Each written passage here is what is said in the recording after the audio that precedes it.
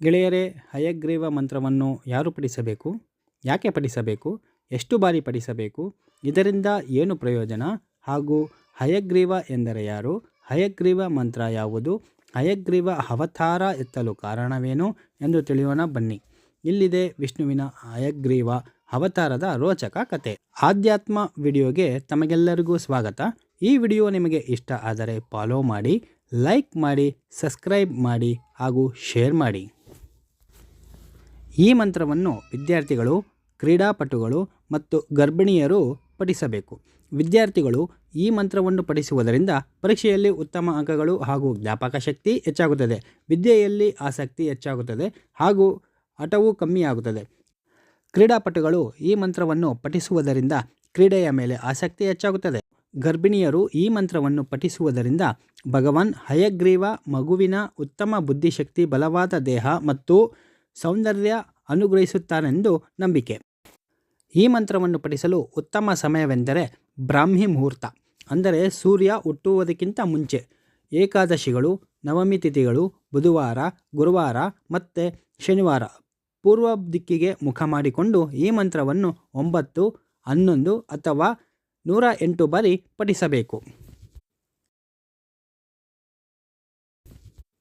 ಭೂಮಿಯ ಮೇಲೆ ಸಾಮಾನ್ಯ ಜನರು ಅಥವಾ ದೇವಾನುದೇವತೆಗಳು ಸಂಕಷ್ಟಕ್ಕೆ ಸಿಲುಕಿದಾಗ ಬೇರೆ ಬೇರೆ ಅವತಾರಗಳಿಂದ ಅವರ ರಕ್ಷಣೆ ಮಾಡುತ್ತಾನೆ.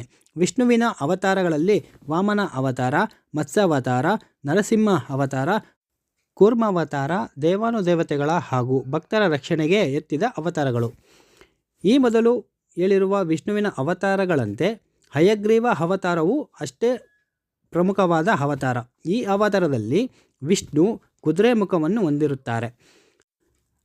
ಹಯಗ್ರೀವನೆನ್ನುವ ಅಸುರನನ್ನು ಸಂಹಾರ ಮಾಡುವ ಸಲುವಾಗಿ ವಿಷ್ಣು ಅವತಾರವನ್ನು ಎತ್ತುತ್ತಾರೆ. ಹಯಗ್ರೀವನೆನ್ನುವ ಅಸುರ ತನ್ನ ಸೈನಿಕರೊಂದಿಗೆ ದೇವಲೋಕದ ಮೇಲೆ ಯುದ್ಧ ಮಾಡುತ್ತಾನೆ. ದೇವಲೋಕದಿಂದ ದೇವಾನುದೇವತೆಗಳು ಬ್ರಹ್ಮದೇವನ ಹತ್ತಿರ ಹೋಗುತ್ತಾರೆ. ಬ್ರಹ್ಮದೇವನು ಕೂಡ ಹಯಗ್ರೀವನೆನ್ನುವ ಅಸುರನನ್ನು ಸೋಲಿಸಲಾಗದೆ ದೇವಾನುದೇವತೆಗಳಿಗೆ ವಿಷ್ಣುವಿನ ಬಳಿ ಹೋಗುವಂತೆ ಬ್ರಹ್ಮದೇವನು ಹೇಳುತ್ತಾರೆ. ವಿಷ್ಣುದೇವನು ವೈಕುಂಠದಲ್ಲಿ ಗಾಢ ನಿದ್ರೆಯಲ್ಲಿ ಇರುತ್ತಾನೆ. ದೇವಾನುದೇವತೆಗಳು ಎಷ್ಟೇ ಪ್ರಯತ್ನ ಪಟ್ಟರೂ ವಿಷ್ಣು ನಿದ್ರೆಯಿಂದ ಹೇಳುವುದಿಲ್ಲ. ದೇವಾನುದೇವತೆಗಳು ಮತ್ತೆ ಬ್ರಹ್ಮದೇವನ ಹತ್ತಿರ ಹೋಗುತ್ತಾರೆ. ಬ್ರಹ್ಮದೇವನು ವಿಷ್ಣುವನ್ನು ನಿದ್ರೆಯಿಂದ ಎಬ್ಬಿಸಲು ಮಾಮ್ರಿ ಎನ್ನುವ ಗೆದ್ದಲು ಹುಳುವನ್ನು ಬಿಡುತ್ತಾನೆ. ಆ ಹುಳು ಹೋಗಿ ವಿಷ್ಣುದೇವನು ಮಲಗಿದ ಬಿಲ್ಲನ್ನು ಕತ್ತರಿಸುತ್ತದೆ. ಈ ಕತ್ತರಿಸಿದ ಭಾಗವು ವಿಷ್ಣುವಿನ ರುಂಡವನ್ನು ಬೇರೆ ಮಾಡುತ್ತದೆ. ವಿಷ್ಣುವಿನ ತಲೆ ತುಂಡಾದ ಸಮಯದಲ್ಲಿ ಇಡೀ ವಿಶ್ವವನ್ನೇ ಕತ್ತಲು ಆವರಿಸುತ್ತದೆ. ದೇವಾನುದೇವತೆಗಳು ಮತ್ತೆ ಹೆದರುತ್ತಾರೆ. ಆಗ ಬ್ರಹ್ಮದೇವನು ದೇವಾನುದೇವತೆಗಳಿಗೆ ತಾಯಿ ಭಾಗವತಿಯನ್ನು ಸ್ಮರಿಸುವಂತೆ ಹೇಳುತ್ತಾರೆ. ಆಗ ದೇವಾನುದೇವತೆಗಳು ಭಾಗವತಿ ದೇವಿಯನ್ನು ಸ್ಮರಿಸಿ ಪೂಜೆ ಮಾಡುತ್ತಾರೆ. ಆ ಸಮಯದಲ್ಲಿ ದೇವತೆಗಳಿಗೆ ಭಾಗವತಿ ದೇವಿ ಪ್ರತ್ಯಕ್ಷವಾಗಿ ಹಯಗ್ರೀವ ಅಸುರನನ್ನು ಸೋಲಿಸುವ ಸಲುವಾಗಿ ಹೀಗೆ ಆಗಿದೆ ಎಂದು ಹೇಳುತ್ತಾರೆ. ಅದಾದ ನಂತರ ತಲೆಯಿಲ್ಲದ ವಿಷ್ಣುವಿನ ದೇಹಕ್ಕೆ ಕುದುರೆಯ ತಲೆಯನ್ನು ತಂದು ಜೋಡಿಸುವುದಕ್ಕೆ ಹೇಳುತ್ತಾರೆ.